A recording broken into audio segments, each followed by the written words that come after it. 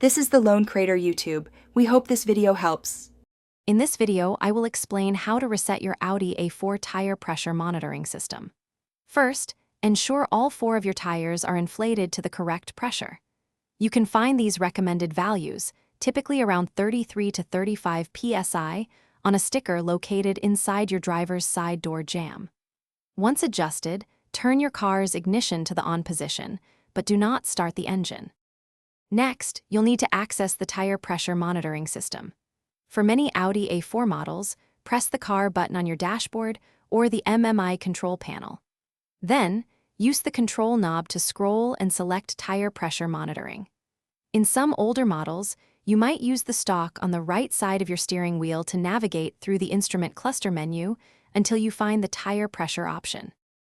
Once you are in the tire pressure monitoring menu, you will see an option to store tire pressure or simply reset. Select this option.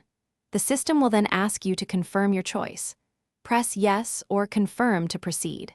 This action tells your Audi system to recognize the current, correctly inflated tire pressures as the new standard for all 4 wheels.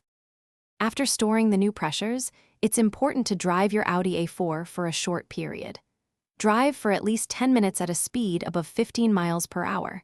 This allows the system to fully calibrate and learn the new tire pressure values. The tire pressure warning light on your dashboard should then turn off automatically, confirming a successful reset. You're all set. Thanks for watching.